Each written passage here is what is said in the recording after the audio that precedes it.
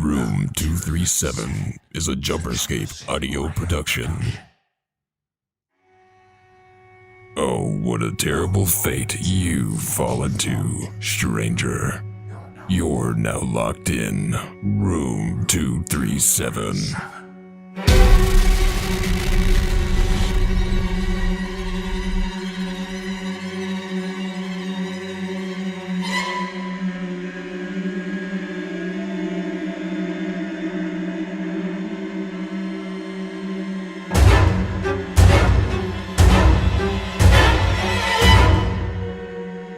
Hello and welcome to Room 237, the inaugural episode of a very special podcast to me. It's our horror movie podcast, and on this show, we're going to do a lot of things. It's going to be really fun. We're just basically going to go through horror history, pick out movies that we want to see, that you want to see talked about, going through anything that could possibly be imagined. But the idea of this show came about when me and my girlfriend saw a movie, and we just were talking, shooting it in the car, and thought, man, wouldn't it be a great podcast if you just got raw reactions, like you're sitting in the car with your friends after going to the theater and watching a movie for the first time. And that's what this show is going to be all about. It's going to be just you and us. Raw reactions, funny moments, theories, and a little bit of behind the scenes to go along. So for those of you who don't know me, my name is James, and I am a horror fanatic. I have been a fan of horror since my dad showed me the It miniseries when I was probably way too young. And I've always wanted to do something with horror, something creative, something fun, something to sink my teeth into. And this is the beginning of that journey, and I'm really excited. So hopefully you enjoy this journey with us. Yeah, and I'm Ashton. I'm James's girlfriend. So if you know him from the library, now you know I'm real. But Why you gotta do me like that? I'm pretty new to the horror genre. In fact, it's something that's intrigued me since I was really young, but I have very intense anxiety. So I always thought that horror was not really for me. So actually, I know a lot of random factoids about horror from not watching horror movies, but instead watching the kill counts for said horror movies. So if you hear me be like, oh, that's a big horror thing that horror fanatics know, that's how I know that. But I've never seen most of the movies that we're going to cover. So I'm going to be giving you that fresh new perspective on everything. And if you're new to horror, you can come along on the journey with me. And you know, what's exciting about this is, before I go forward, I have to give some kind of thank you to Dead Meat. Oh, yeah. Because honestly, it's pretty obvious. We're a boyfriend and girlfriend who like to get scared together. Wow, calling them out right away. I just want to say, James A. Janice, Chelsea Rebecca, huge inspiration. Maybe one day you'll listen to this, and that'd be really cool. Please notice us, please. Please notice us. Please. Oh, man. But with that being said, before we get into today's film, if you want to chat, if you want to connect with us, you can find us over on Jumperscape /Discord/GG. I already messed it up. I'm learning. Discord.gg/Jumperscape if you want to connect on our Discord. And if you want to support us, of course, you can head over to patreon.com/Jumperscape. And if you want to maybe, toss us a little tip, you can go over to Coffee, which is ko-fi/Jumperscape. That would be a huge help, be a great show of support. We hope to see some horror fans kind of come into our Discord and, chat with all the Halo fans already there, because we're going to need it. We want your input. We want your movie ideas. We want everything that you can throw at us. So yeah, Yeah, please join the Discord because I say nothing in there right now. She has no idea what a Halo is. So. Okay, I've played a little Halo. A little bit. We're on that journey. We're on that journey. I am on my Halo journey, but I don't know how to interact with the Discord because I know like the tiniest minuscule amount about Halo. Like it's a game titled Halo. Yeah, well, by the time this comes out, the Discord channels will be all there. You can come and talk about horror with us, get our input, get our opinions. I know I have a lot of them. It might be a little overwhelming, but it'll be really fun. So please join us. Yes, please do. All right. And our movie today is Texas Chainsaw Massacre, not the Texas Chainsaw Massacre 2022, but the original Texas Chainsaw Massacre 1974. Can you tell where this is the first episode? This movie is very important. Super important. This movie is extremely important. So important it's our first episode. Yeah. And arguably, okay, this is controversial, but could or could not be the first slasher film.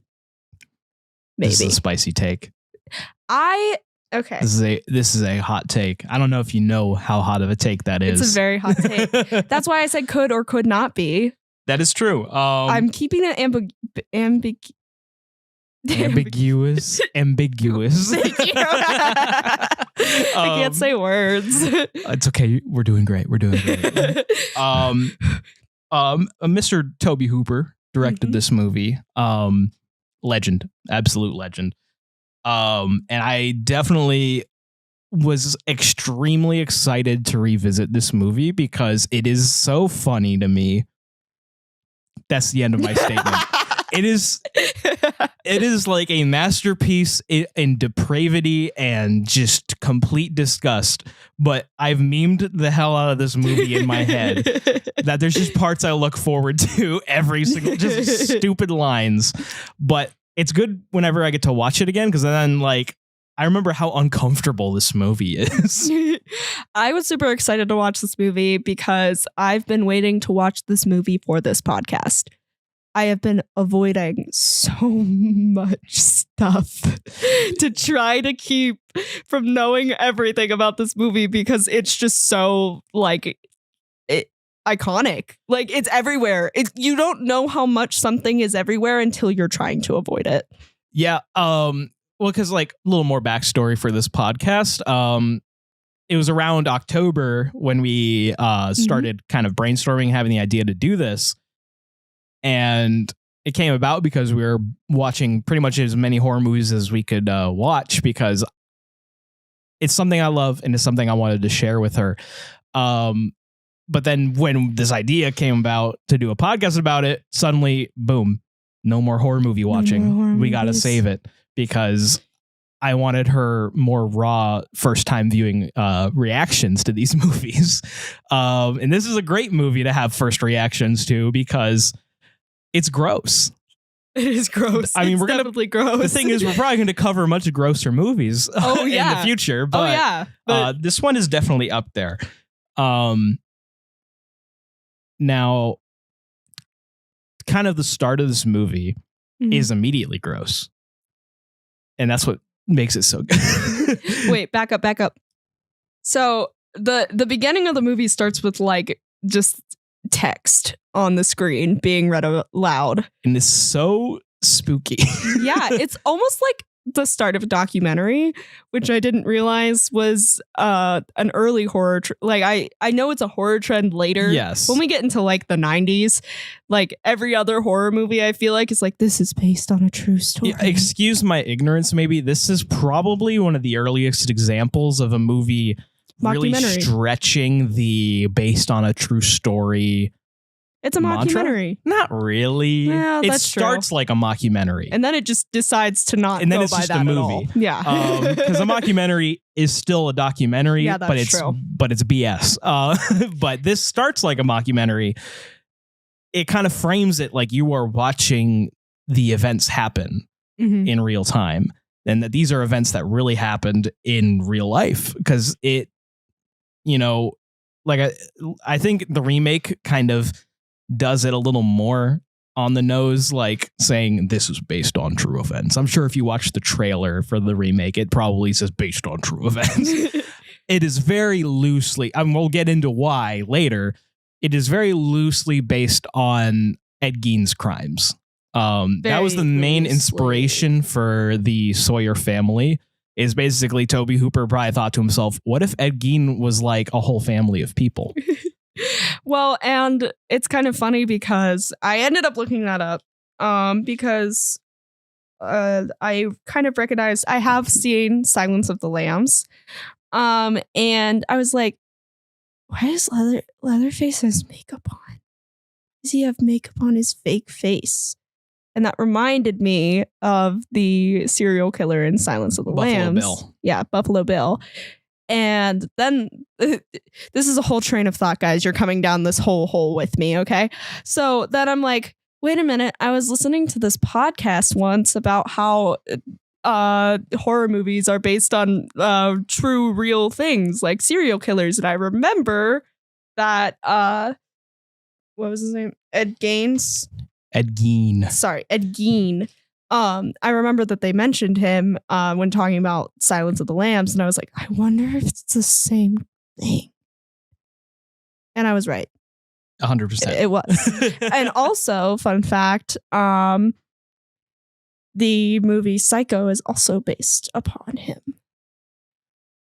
It's not as on the nose, but yes. No, yeah. Yes. It's a lot of what Psycho draws from is his behaviors, not his Psycho. Maybe we'll cover that later. Wink, wink. Wink, wink. Nudge, nudge. But the whole kind of mockumentary style opening, really sets the tone of the movie. And then you get there are many trademarks in the Texas Chainsaw series. The first one that you see is the iconic flashbulb sound effect. Austin, if you're fully listening in editing, you'll put the flashbulb in right now. Thank you. Maybe. Or I hate you. One of the two. But, you get the flashbulb, and back in this is one of the scenes where the flashbulb makes sense because it's actually taking pictures of a rotting corpse, and it's your first glimpse into the just gnarly practical effects in this movie, because every body, every decaying piece of nature, anything that had flesh on it at one point just looks absolutely disgusting. Oh yeah. It kind of gave me the vibe of like when you're riding Pirates of the Caribbean in Disney after finding out that some of originally the bones were real people's bones. That's how I felt sort of watching this. And I'm finding this out for the first time. They're not, most of them aren't there anymore. Fun fact. That's good. But some of them are rumored to still be human remains. Very fun. Oh yeah. Love it. Love to see it.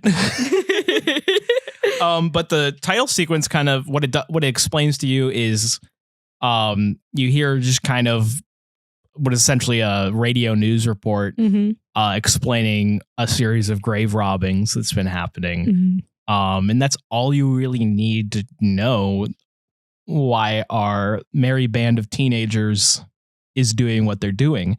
And that's when we're introduced to our little band of teenagers, and that would be Franklin, Sally, Pam.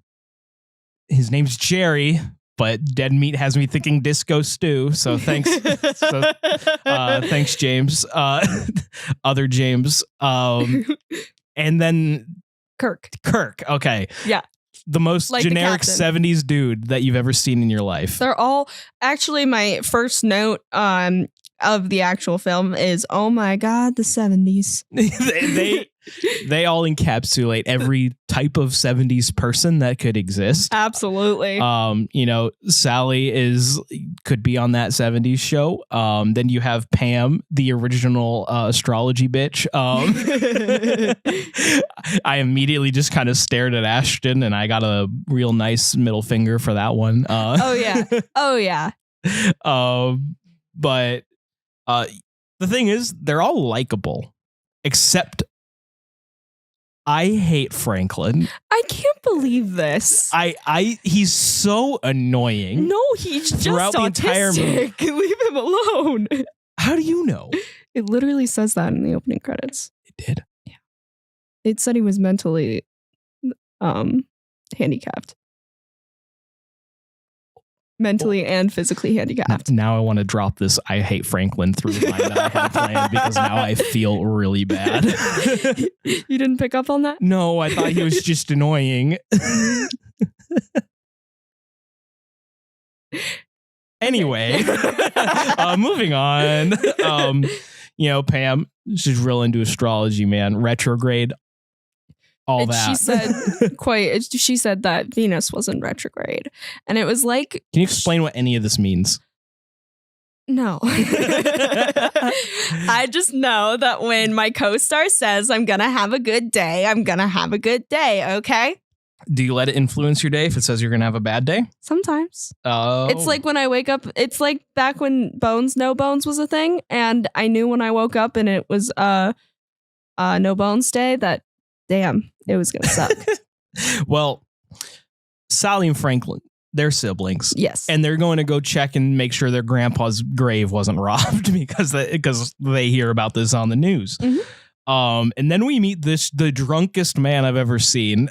So incredibly intoxicated. I fully believe that he was not an extra. They just found him there and they filmed him because, he serves as our harbinger role. Mm-hmm. As we go on, there'll be a lot of harbingers, a lot of famous ones. Friday the 13th. I can't wait to get to that. Love that man. I forgot his name. He wears the fisherman hat. You all know, hopefully.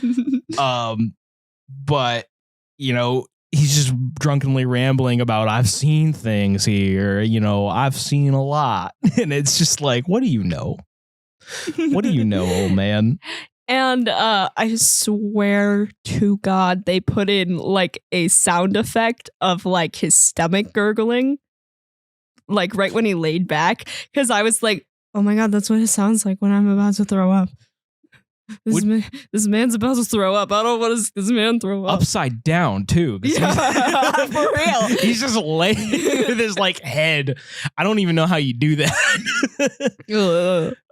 It's possible. But he's my favorite, and I want to get a beer with that man. All right. Got a little off topic there. But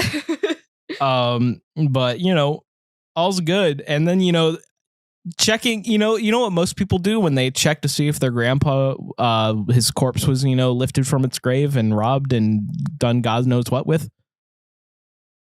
Decide to go party at their abandoned grandpa's house because that's their mission. Yes.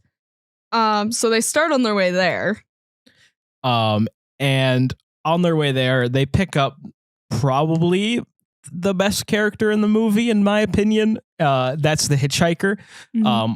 Also known as Nubbins. A lot of their names you don't know until Texas Chainsaw Massacre 2. So if I refer to them by their actual names, whoopsie. Yeah, because the IMDb just cites him as Hitchhiker James. But his name is Nubbins. That's not what IMDb says. His name is Nubbins. His name is Nubbins. Fine. It's great. Fine. And it's probably one of the best performances in the entire movie. He's a James Franco lookalike. Yeah. I think this is what James Franco does in his spare time. Because other than the other things we know about? Other than that. Because this is definitely like the greatest PSA for not picking up a hitchhiker that has ever been like shown in any form of media. And this is where I started Ashton's list of things I wouldn't do. What is the first thing on your list of things you wouldn't do? Pick up a hitchhiker. You heard it here first, folks. don't pick up a hitchhiker. Don't do it. Don't do it. Because, well, you know, just because I wouldn't do it, that's why you shouldn't do it, obviously. what could happen is that hitchhiker could make just about everyone in the world uncomfortable. Oh, yeah. So he's just kind of, they figure they picked him up from the slaughterhouse. They just passed. He says, no, I don't work there, but he doesn't elaborate any further. Nope. But he seems very headstrong in his belief that the air gun is no good and the hammer's better. Yeah. They died better that way, you know? That's what he says. They go on a whole discussion about how, it's better to hit the cattle in the head with a hammer than to use the air gun that kills them instantly because the gun's no good. Mm-hmm. And he also has what I thought was a birthmark, but I have later now learned that was just blood all over his face. I was like, birthmark? Wait, I was like, no, that was just blood all over his face, and they let him in the car. And well, like I said, I think that's the excuse they give is they assume they just picked him up from working at the slaughterhouse, and that's why he got blood on him. Yeah, I'm not letting any. Rule number 1, don't pick up a hitchhiker. Rule number 2, if you don't follow rule number 1, is to never pick up a hitchhiker with blood on their face. But what if he's got a nice smile? Because he doesn't have a nice smile. What are you talking about? He has Look a at creepy him. smile. Look at him. That man is the creepiest man I've ever seen that looks like James Franco. He's creepier than James Franco. I think that's debatable. That's debatable, yeah. But he definitely is probably the creepiest performance in the movie. Mm-hmm. He's definitely up there with the cook, who we'll talk about later. But he really is just kind of unhinged. And my favorite bit is he just takes a picture of Franklin and he just tries to sell it to him. He's just like, it's a good picture. It's a good picture. It's a good picture. It's a good picture. $5. Like, he said $2. $2. It's a good picture. It was a bad picture, first of all. And, he was the original Times Square like mascot. In the middle of a highway in Texas. Yeah. Everyone in Times Square dressed as Elmo is inspired by Nubbins the hitchhiker. Because they just eventually they clearly finally start getting a little scared of him.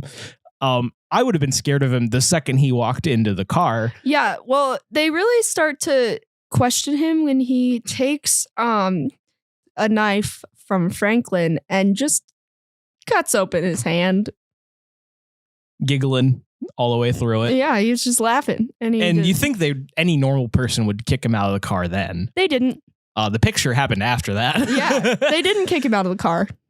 They just looked at him like he was a weirdo. And he's just like, oh, you could take me home. And it's like, I'm sitting there wondering, what is the plan if you take him home? What is his plan? Because I'd say in this situation, there would be 2 of them and 5 of you. Right? Like, you think you could take him? Maybe? In open field? I wouldn't even consider it. I would just kick him out of the car.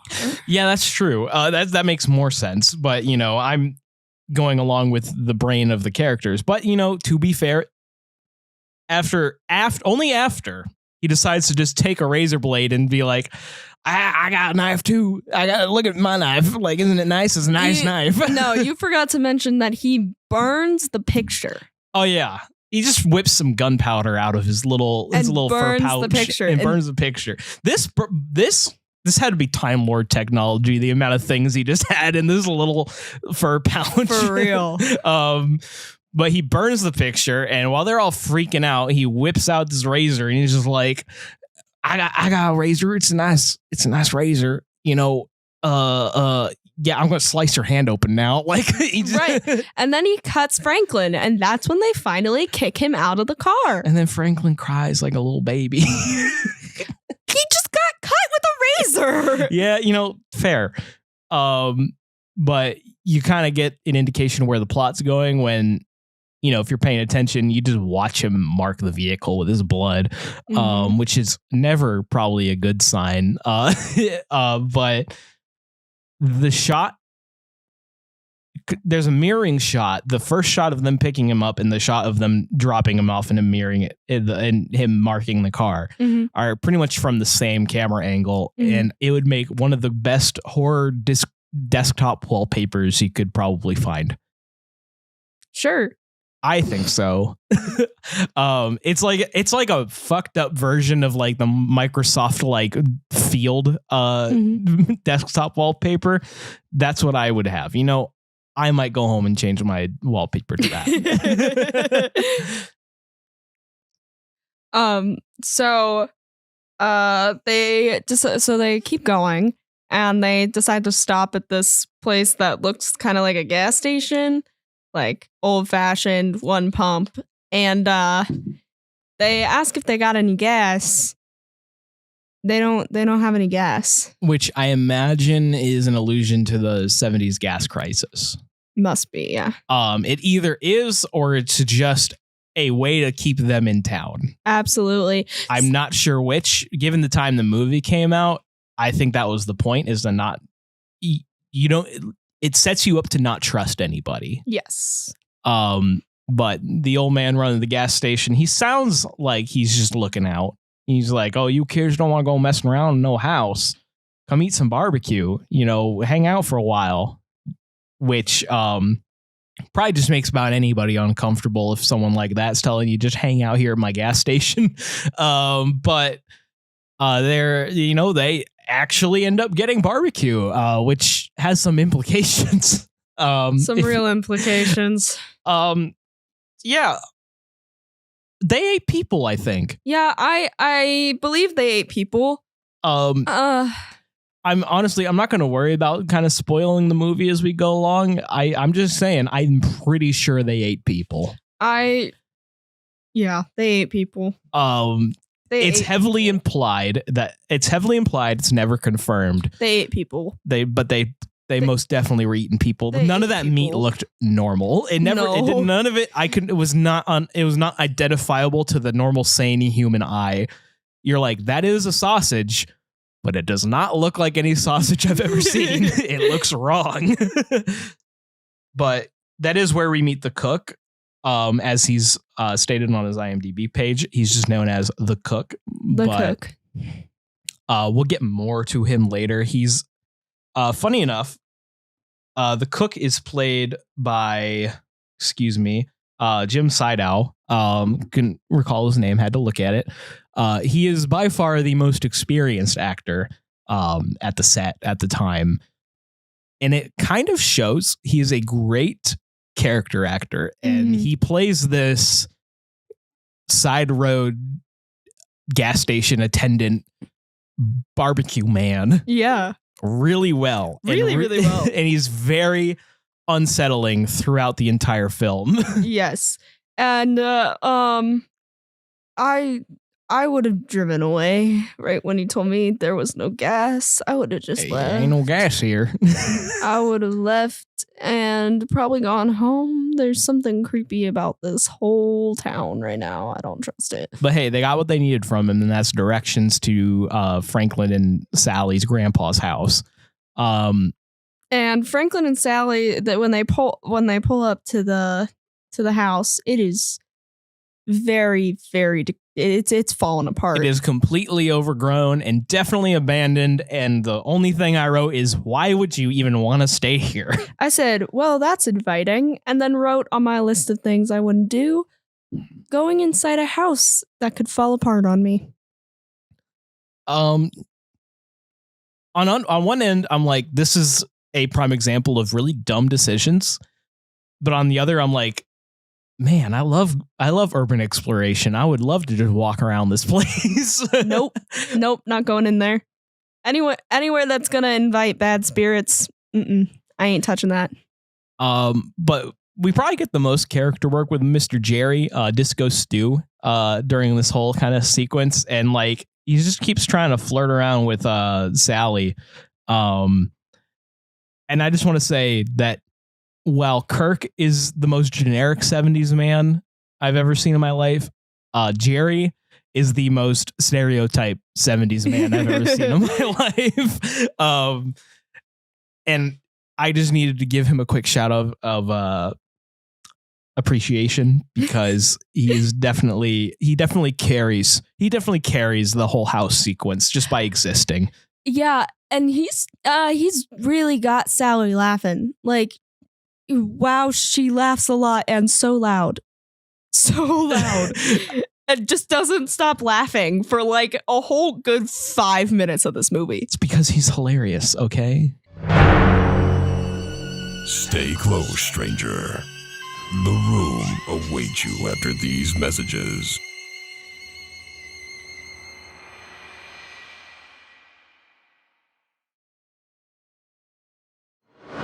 Did she stop for a second and let him tell a joke? I didn't hear that. And you laughed at all my jokes, and now we're settled in. You don't laugh at my jokes as much. I do laugh at your jokes. Oh, that's nice. Yeah. Did I not just laugh at your joke? Okay, maybe. But anyway, so Franklin tries to get into the house, which is not handicap accessible. It's very much missing a ramp. No ramp. Everybody's upstairs. The poor guy is like, hey guys, help me. I'm having so much fun. I don't even know if I'll be able to take it. And he starts just blowing raspberries. Yeah, that man is angry. He is not having it. Bro is just not having a good time. No. But as he's exploring around, wheeling around the first floor, because, he's just poor guy. That's what I have written, this poor guy.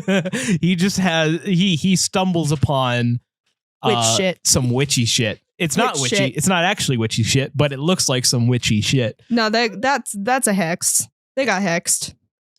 Yes, but no. I think they just were trying to freshen up the place. Some new decor, some bones hanging from the ceiling, a nice little weird skull nest.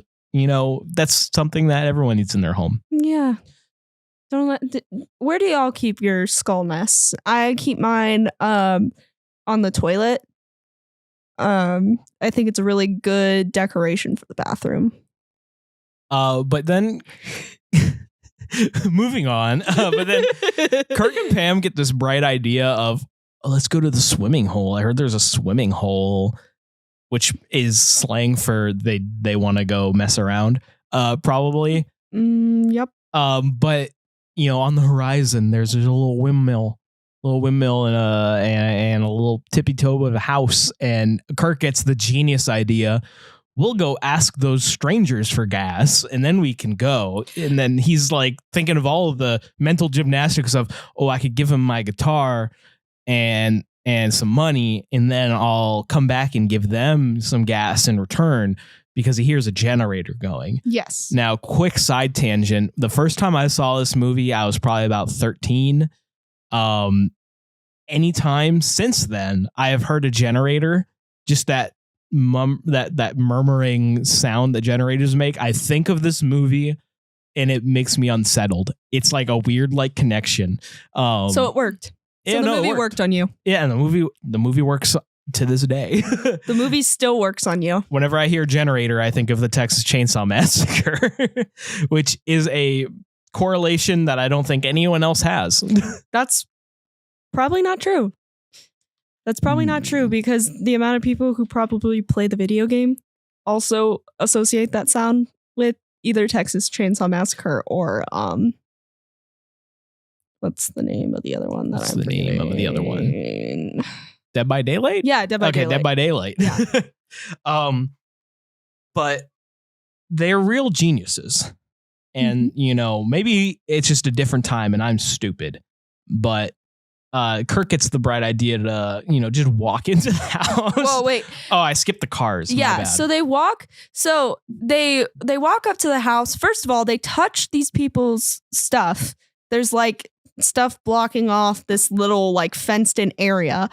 And that's when we get the next thing on my list I wouldn't do, which is touch other people's shit.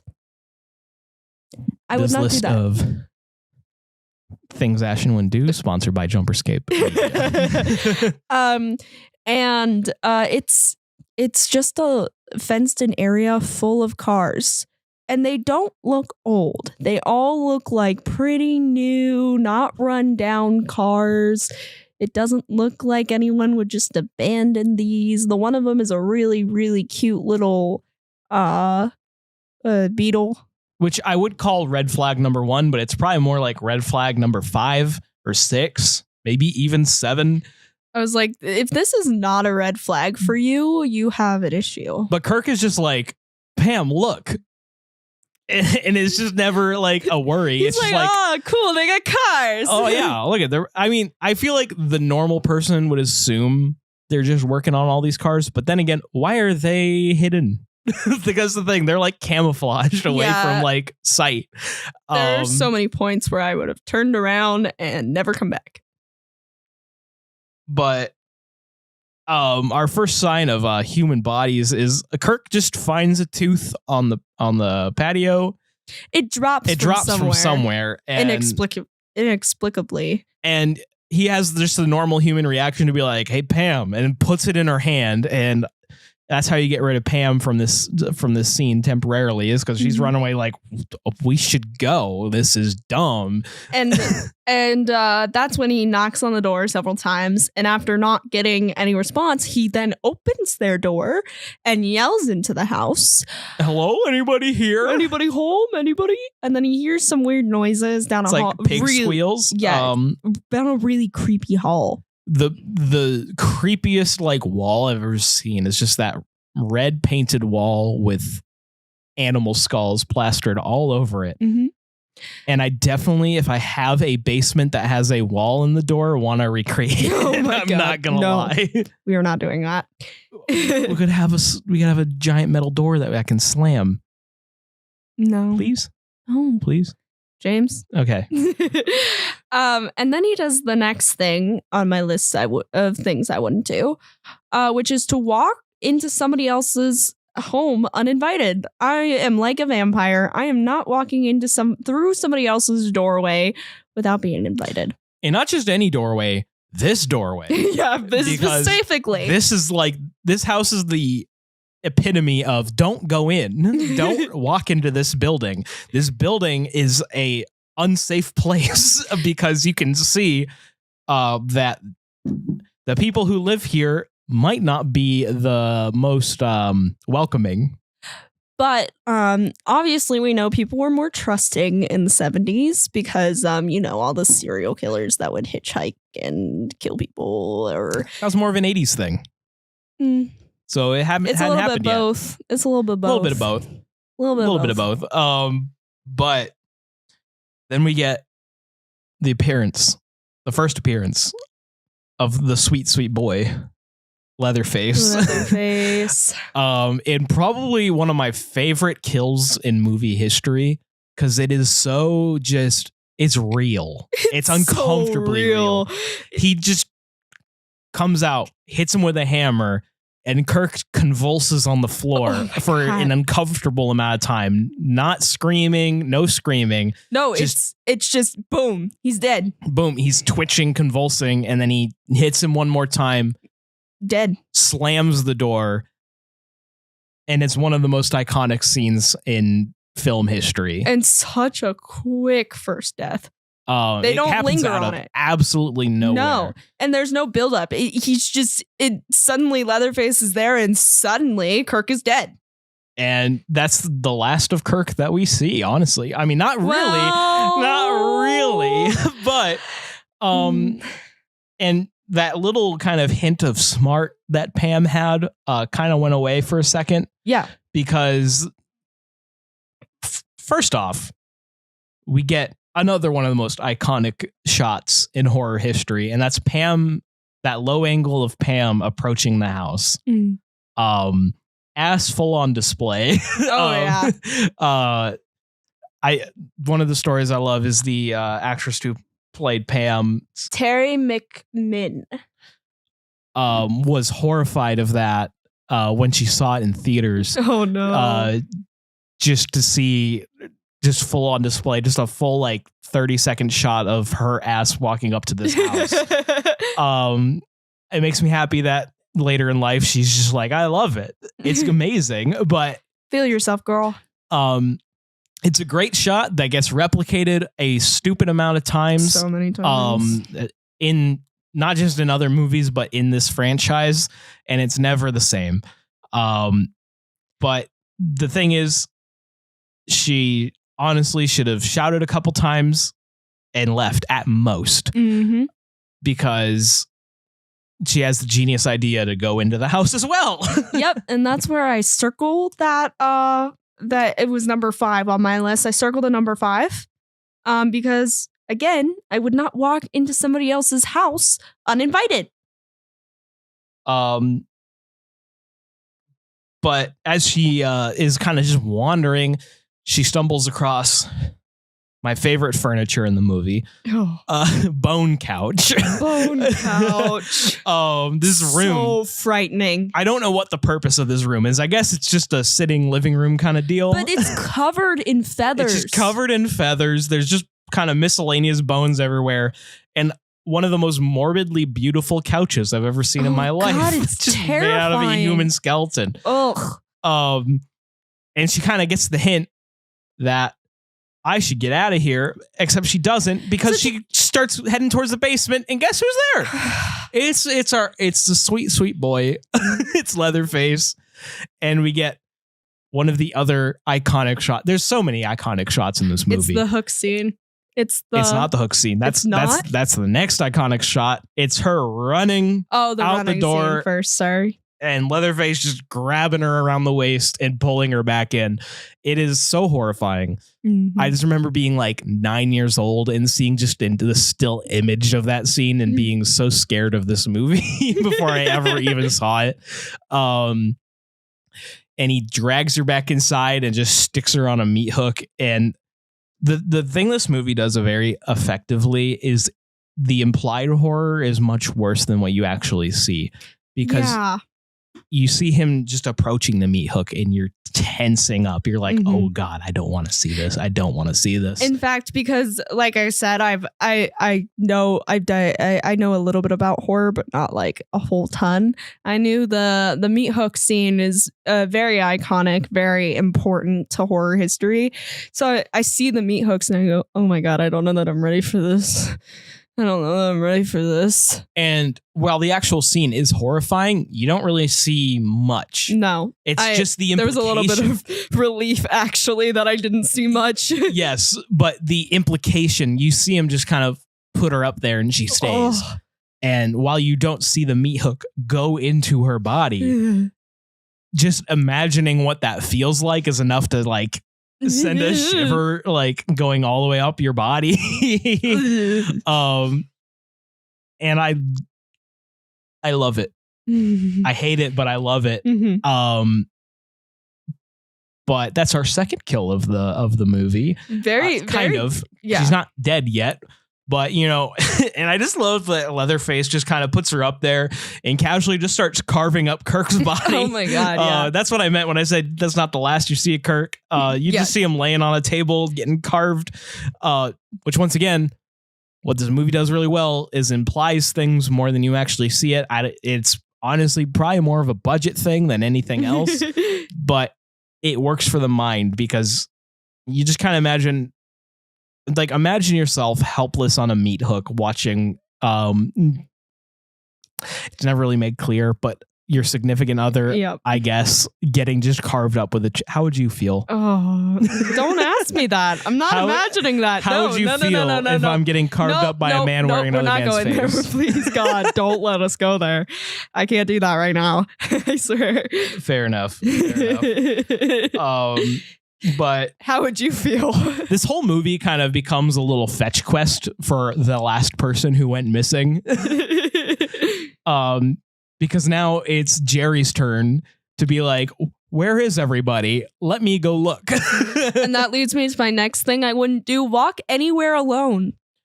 Yeah, because he just walked off alone. I mean, he has a lot of great shots of the Texas sun just kind of gleaming off of him, Yeah. As he approaches his own death. But he's just like, wandering, doing like the most disco strut I've ever seen in my life. He's like, I'm going to figure this stuff out, Right. But yeah, it doesn't go well for Disco Stu because he is the third human being to walk into someone's house without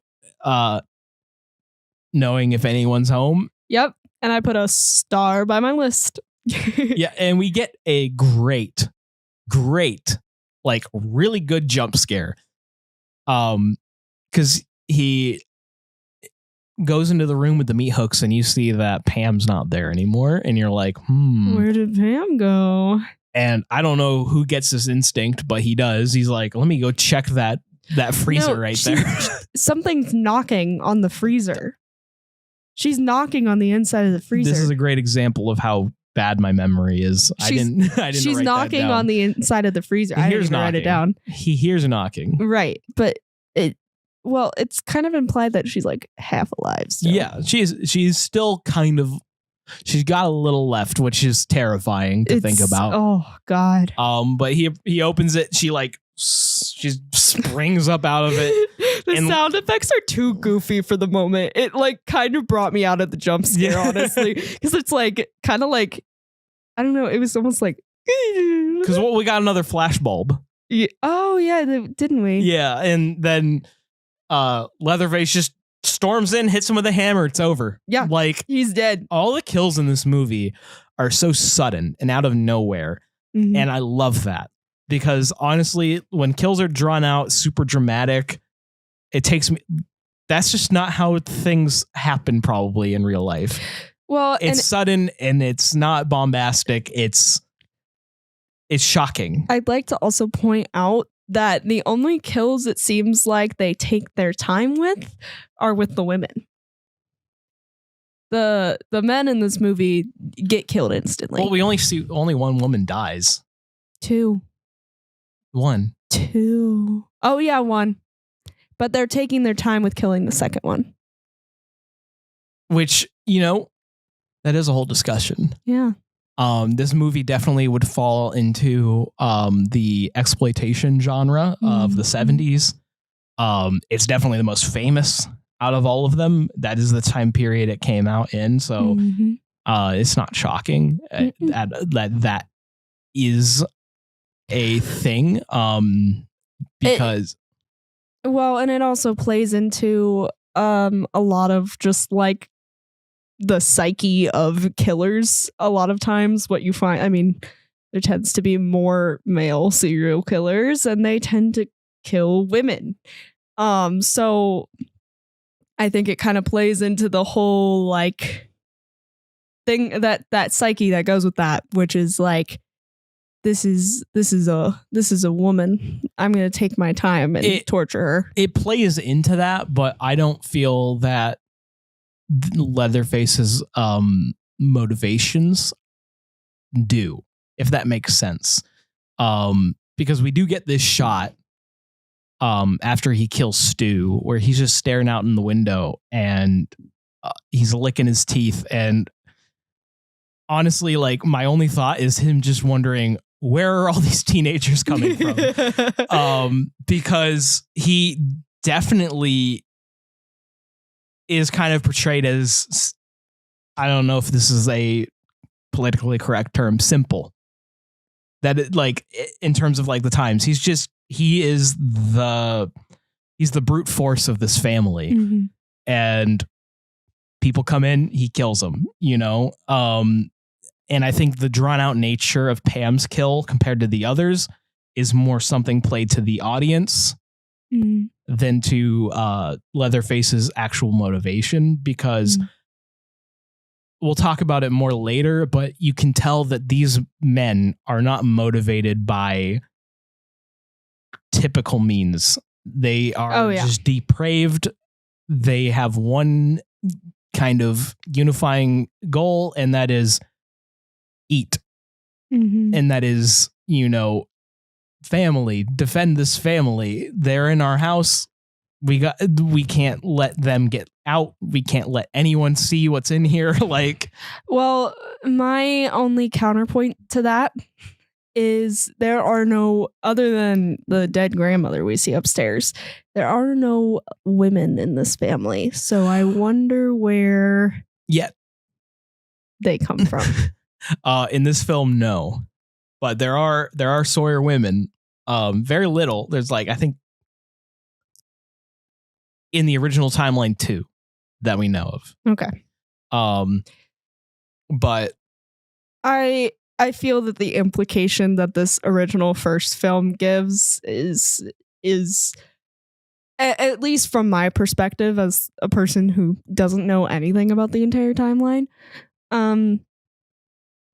is that they, for means of reproduction only, might use their victims for other things as well.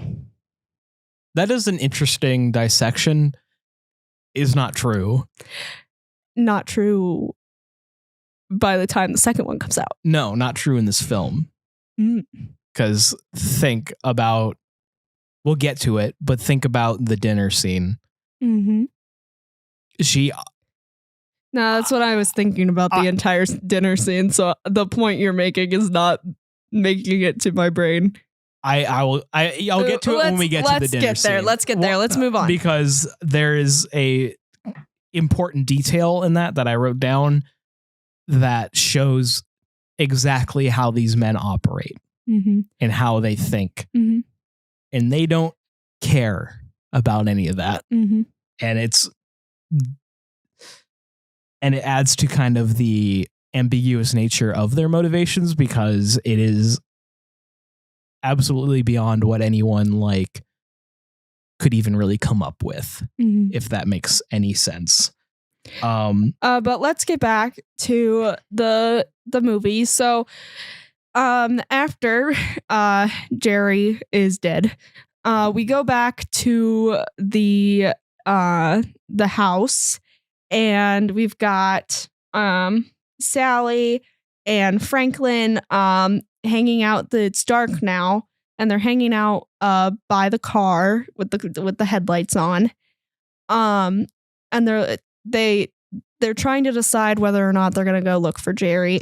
And actually, Sally says something along the lines of, "I'm not leaving without Jerry."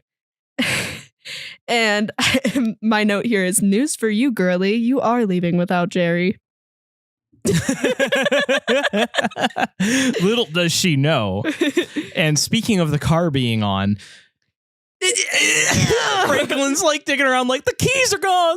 They took the keys. The car is on. But the lights are on, and there's no way that the lights can be on without the keys. And you can hear the noise of the engine running. So the car is on. The keys are in the ignition, my dude. I don't know where you're looking, but they're in I don't know ignition. if it's oversight. It might be oversight. It might be as simple as it goes. Yeah, or just because like, they clearly wanted the headlights as lighting, right? And but then that like whole it doesn't make a lot of sense. Because I was like, the van is on. There's no way anyone took the keys. The keys are in the van. But that can be forgiven, that's okay. No, it is forgiven because there's no plot hole there. Nobody comes back to use the car. So, hey, there's no reason that, they were going to leave the car anyway. So maybe there's no Franklin's reason that just panicking and doesn't realize the keys are in the ignition. And that could be it. Exactly. Like, he was looking around the car, but was he looking in the ignition? I don't know. And Sally didn't look like for the keys. Me. So... his pocket knife's still missing. He never found that either. So, that never really comes up again. Yeah, no, it doesn't. But, maybe he's just really bad at finding things.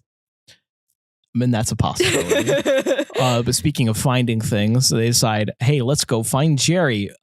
Sally's trying to go alone because she's like, I'm not going to be able to push you down and up that hill. Right. And, Franklin's like, I'm not giving you the flashlight unless I come along. And it's a very dramatic fight that they have. It is. Because they are both screaming.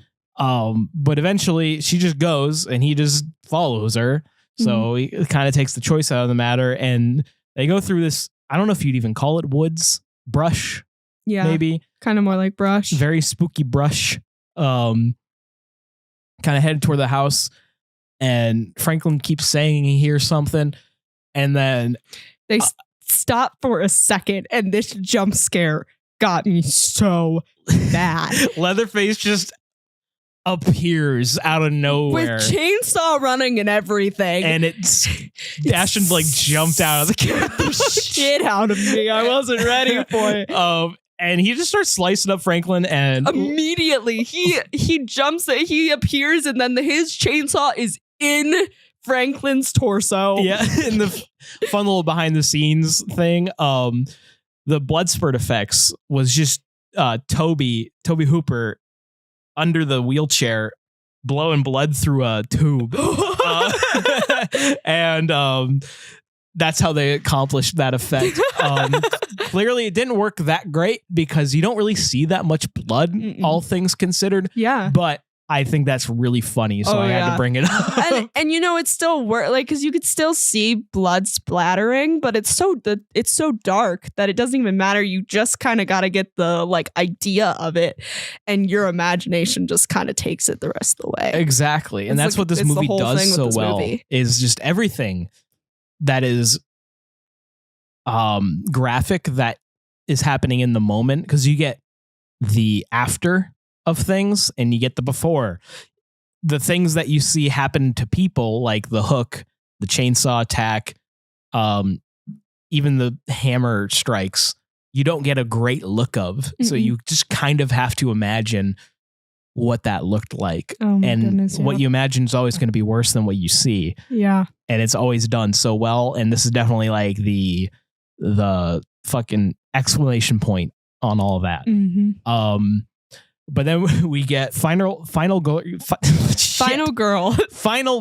Circuit number 1, with Leatherface just chasing her all throughout those brush, getting all the way into the house.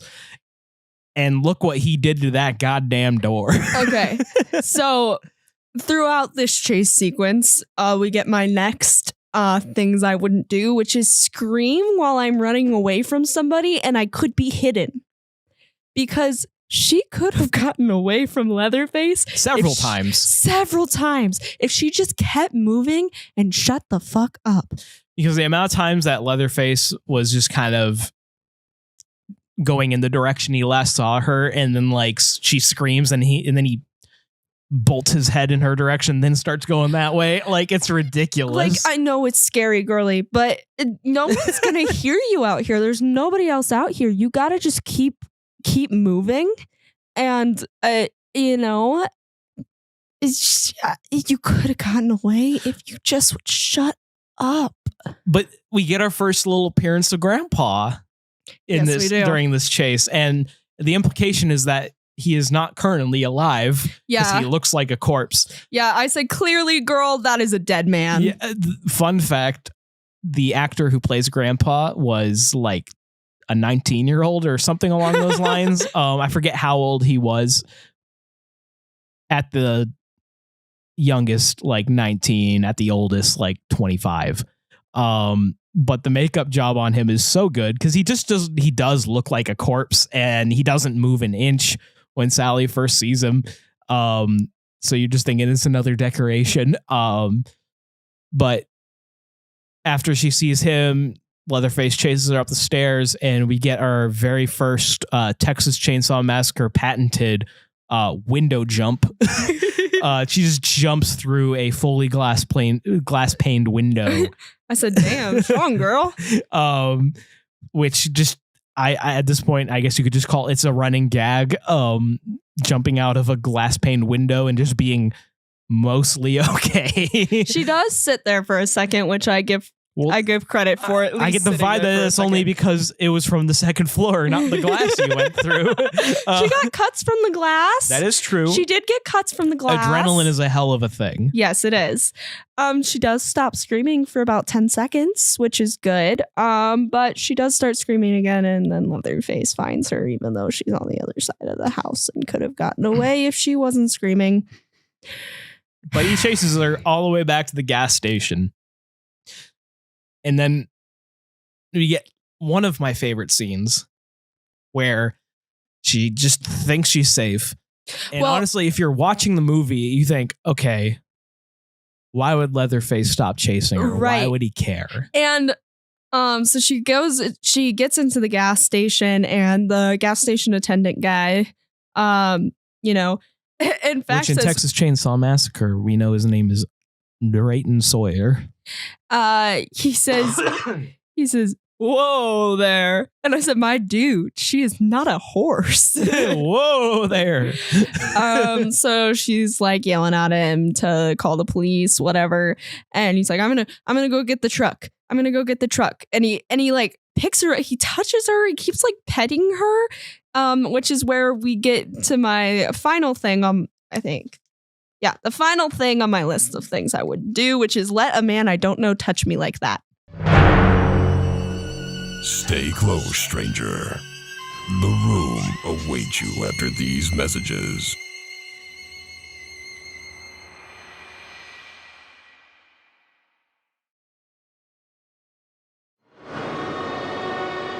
Which it is the first of many red flags before all is revealed here. The final kind of this, I would say, second to final vibe check that she gets is she looks at the smoker in the and just kind of examines the meat. And while there's no clear visual of human meat where you can tell 100% sure, the long shot of the meat in the smoker and look on her face shows the connections being made in her brain. This is not a safe space. Nope. And Drayton Sawyer, the cook, comes back in and is the scariest thing ever. He's just casually holding a burlap sack and he pulls a rope out and he's just smiling. And it is so scary. And then he goes, nobody's gonna hurt you. And then immediately after saying that, smacks her with a broom. The scene of him just smacking her with the broom, it's not supposed to be funny. But it's hilarious. It's hilarious because he's so excited about it.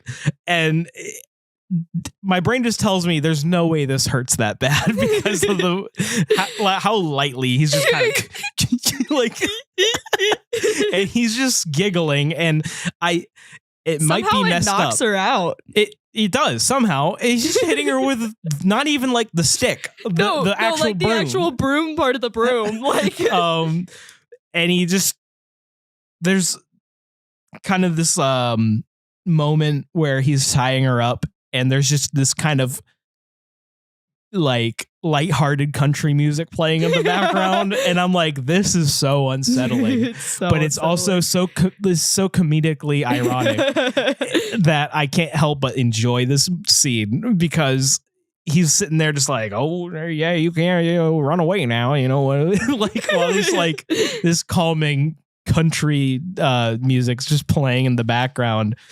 But he just, he gets her into the car and he just starts poking her with the broom handle. Like, which I didn't really get. He's like, I don't want you to get too comfortable there. I'm like, what? She's tied up. You don't also have to hit her with the broom. Don't worry. We're almost there. And starts poking her again. And there's this shot. So as he's driving, we see headlights pass. And then randomly he gets all tense. And then there's a shot of headlights coming towards them. And I'm like, we've seen so many other cars past you. Why do you care about this singular car? Maybe he was just too busy poking her with a stick. that he forgot that he was on a road and he could get caught or something. I don't know. But speaking of headlights, when he approaches the house, we get probably my like favorite shot. Of him just like beating nubbins in front of the headlights. Like it's almost like Kubrick like this shot. Like it's actually like really good. Mm-hmm. But I'm just laughing because like Nubbins is just an idiot. And it's just like you see this interaction. I don't know if you picked up on this. They're all brothers.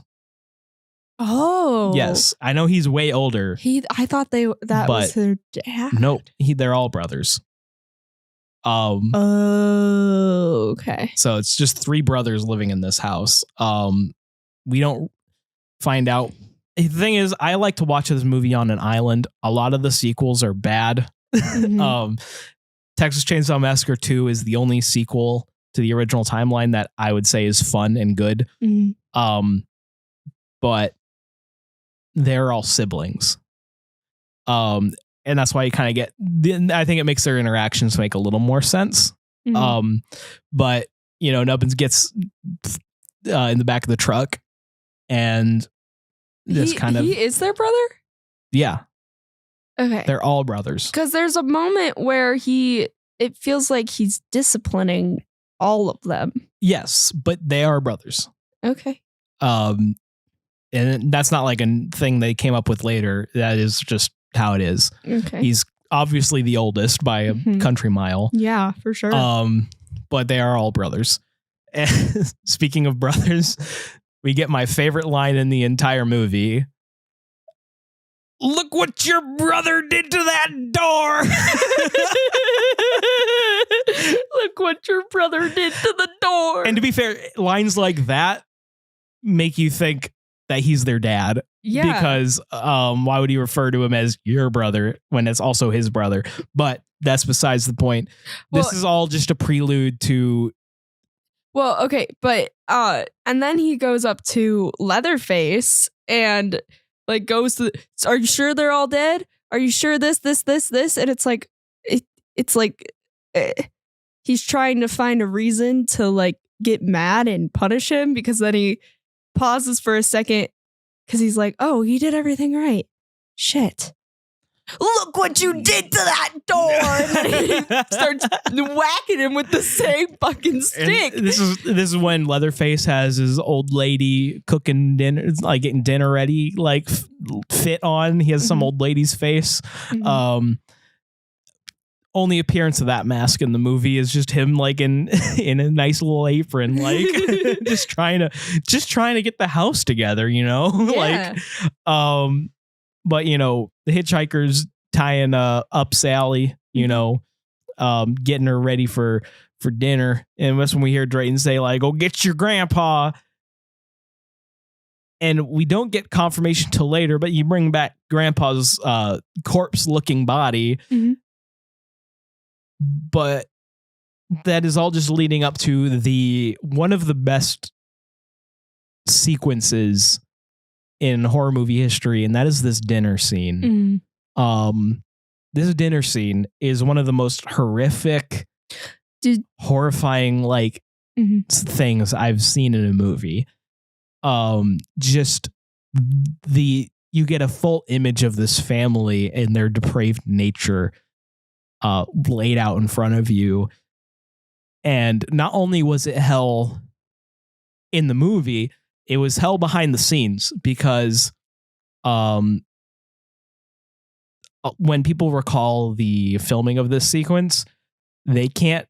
So the times vary, but it took them either between 18 to 36 hours. Holy crap. And not only that, but it was in the middle of the Texas summer. And inside that room with studio lights, it's tarped off. It was over 100 degrees.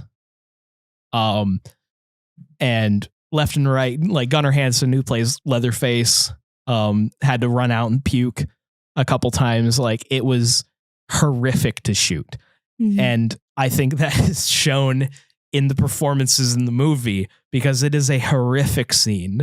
So, but before we get to dinner, they bring Grandpa down and they cut her finger and feed Grandpa her blood. He does his little happy dance. He does a little happy dance. And I wrote down, so Grandpa is Edward Cullen. Jesus. Way to insert your interests like that. It's the whole point. It's a podcast. Well, okay. Well, you know, when we recorded our actual first episode, this is not our actual first episode. You'll find that out later. It took you 25 minutes to not bring up Five Nights at Freddy's. So, you know, about 3 hours before a Twilight reference? That's pretty good. Yeah. That's pretty good. That's not too bad. Yeah, I can't wait until we get to Five Nights at Freddy's. I'm gonna lose my mind. You're gonna carry that episode. Oh, I'm yeah. excited. I know everything about Five Nights at Freddy's. Everything. But speaking of Five Nights at Freddy's, so this dinner scene, they're not eating pizza.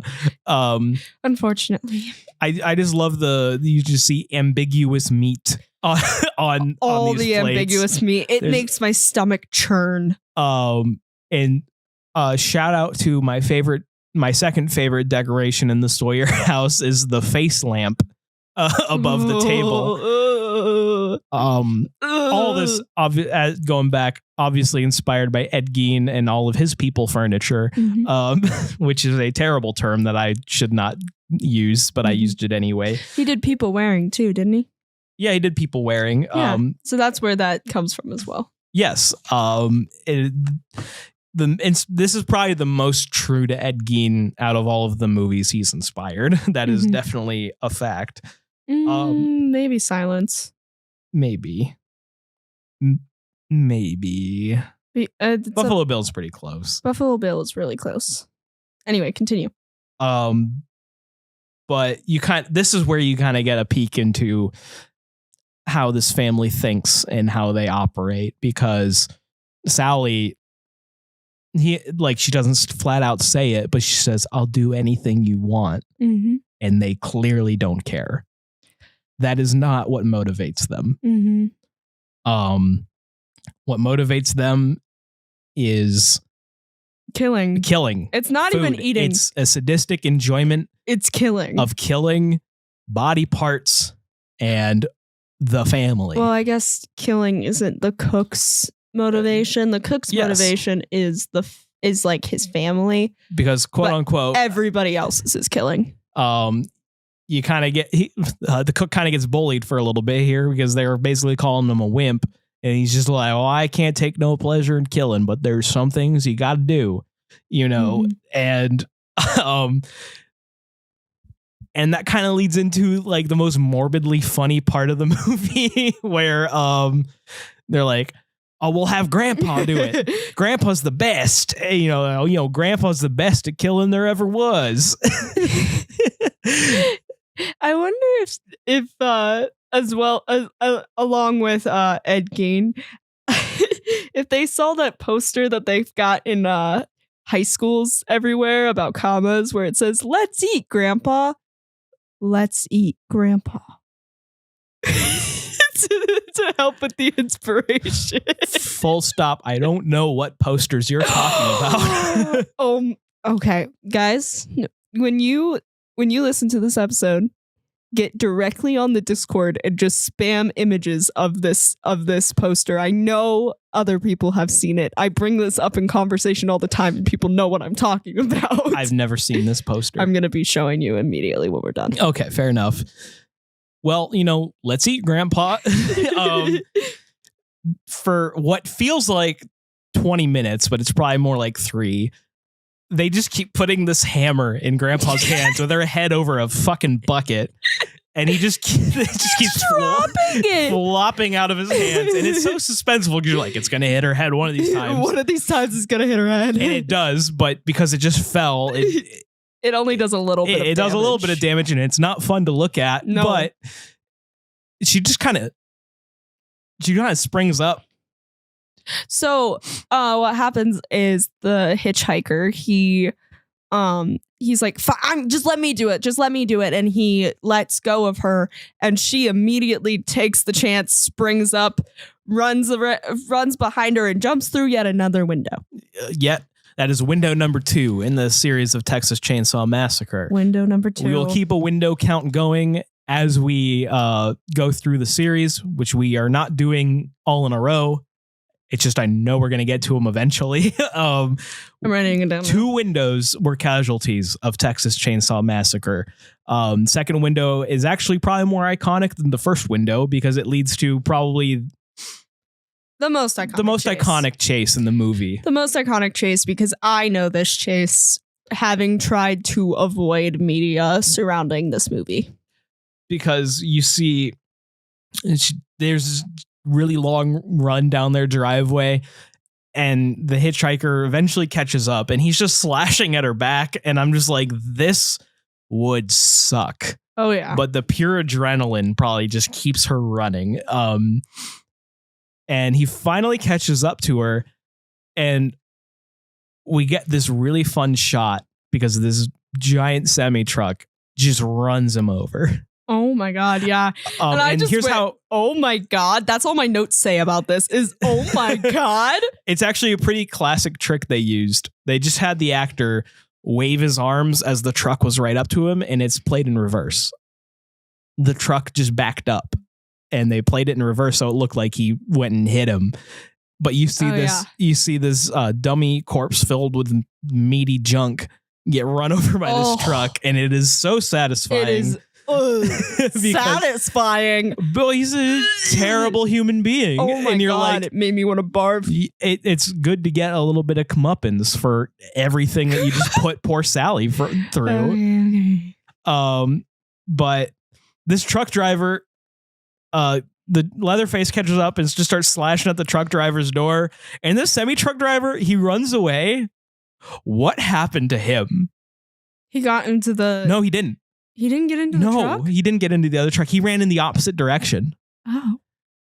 He just runs away, and I'm like, how long did he have to run? Well, Leatherface just gave up. Yeah, he didn't chase him. He does this little chainsaw dance. Like, I want to know what happened because a pickup truck comes by and, Sally gets him to stop, jumps into the back of the pickup, and you get your iconic shot of her scream laughing, basically having a complete breakdown, of both relief and horror as she drives off into the sunset, or sunrise rather, because sun was down last time we saw daylight, saw outside, and now it's up. Scream laughing as Leatherface does a little dance, just twirling around in circles, waving his chainsaw. And that's the end of the movie. That's it. That's Texas Chainsaw Massacre. And I love this movie. It's definitely befitting of our first episode of this podcast. I'm glad that there was so much pressure on my brain on what to do first. And this was definitely a great pick. My thoughts on this movie are, it's a really, it's a gross movie, but it's kind of like an easy watch. Like, I found myself not having to take notes half the time because I was able to keep up with where I was in the movie, what was happening, because it's pretty straightforward. You're not jumping around from place to place too often, and scenes are very distinguishable from each other. So that was what made it really good for this podcast, because other movies, ones to cover in the future, are not so easy to follow. And in general, just it's so gory by also being not so gory. It's kind of interesting. Like, we don't see everything that happens in the kills, which is what you kind of expect from a gory type movie. The movie is called The Texas Chainsaw Massacre. It's called Texas Chainsaw Massacre, not the. My mistake. That's a different movie, James. But it's called Texas Chainsaw Massacre. You're probably expecting to see some people absolutely gutted by a chainsaw. Oh, yeah. But you don't, really. There's only one kill with a chainsaw. One kill with the chainsaw. It's just that the chainsaw is just so iconic. It is. Not call it Texas Chainsaw Massacre. This movie is probably the reason that chainsaws are even seen as a horror object. Like, you go to any Halloween haunt during the Halloween season, they got one guy with a chainsaw. There's always that one guy. And half the time, guess who they're dressed as? Leatherface, or a version of Leatherface. Something inspired by Leatherface. This movie is extremely important. While I don't view it as the first slasher, personally, I think it is heavily influential. Very influential. I am one of those Halloween is the first slasher. It doesn't, based on genre, not content, because I feel like if we're talking about content, there's a lot of inspiration going back in horror history, but I think the first one is Halloween. But this is definitely the progenitor to what Halloween did. Yeah, because, before watching the movie, I had heard that a lot of people consider Texas Chainsaw Massacre to be the first slasher. So I was just kind of expecting that slasher type vibe. Doesn't have it at all. It doesn't have it. It's not the same. It's a grindhouse movie through and through. Yeah, it's not a... it doesn't do the things that slashers do that kind of build so much suspense up to a kill. I feel like kills are pretty much like, bam, they're dead. Bam, they're dead in this. And also, I don't think there was any point of view from the killer, was there? Oh, no, there was. When he's killing Franklin, there was one. It's more over the shoulder than anything. I guess. But I see what you're saying. Mm-hmm. But kind of some wrap up thoughts. This movie's absolutely a must watch for any horror fan. It's one of my favorites. It's one of the most important movies I could think of, not just in horror, but in cinema. And if you haven't seen this movie and you're here at the end of the podcast, how dare you? James, how many broken windows out of 10 do you give this movie? Oh, well, this is a 9.5 broken windows for me. 9.5 broken 9.5 windows. Alrighty, that's a good score. I think it's about a 8.5 broken windows for me. It's fair. Yeah. Fair. Please leave in the Discord how many broken windows you would give Texas Chainsaw Massacre. Join us in the Discord and let us know how many broken windows you give Texas Chainsaw Massacre. Exactly. But yeah, once again, if you've not seen the Texas Chainsaw Massacre, please. Texas Chainsaw Massacre. Texas Chainsaw Massacre. 1976, directed by Tobe Hooper. 1974, directed by Tobe Hooper. Okay. Please give it a watch and tell us what you think. Yes. And watch Texas Chainsaw Massacre, not the Texas Chainsaw Massacre. That is a different movie. It's a remake. It is a different movie. But once actually the Netflix one, it's technically a sequel. The Texas Chainsaw Massacre, I thought it was a remake. It gets confusing. Or is it the one that's just 2 words? That's the remake. That was 2013. No, that's also a sequel. It's very confusing. I thought I was only getting into confusing things with the Halloween series. Before we end here, let me explain the timeline. You have the original timeline, which is Texas Chainsaw 1, 2, 3, and 4, The Next Generation, starring Matthew McConaughey. All right. Yeah. Then you have the remake timeline, which is A New Beginning and the Texas Chainsaw Massacre. And then you have the new timeline, which is Texas Chainsaw. Leatherface, 2017. This is not release order. This is their chronological order. Okay. Leatherface, Texas Chainsaw Massacre, 1974, Texas Chainsaw 3D, and then the Texas Chainsaw Massacre Netflix movie. I forget the exact title. I don't know the timeline. That is the timeline. Okay. That is the exact timeline. It's not as convoluted or annoying as Halloween, but it's pretty close. I thought I wasn't going to get into this stuff until we got to Halloween or Friday the 13th. No, there's a lot of it. Oh, God. But once again, I'd like to thank everyone for joining us today. Yeah. And if you just bear with me while I try to get through this part of the podcast, because I'm still getting used to plugging. But if you would like to join us and talk to us and hang out, talk horror, you can join us at discord.gg/Jumperscape. And if you'd like to support us, help us, maybe do some more exciting things in the future, evolve this podcast, you can support us on patreon.com/Jumperscape. And you wouldn't be alone. because we have plenty of people.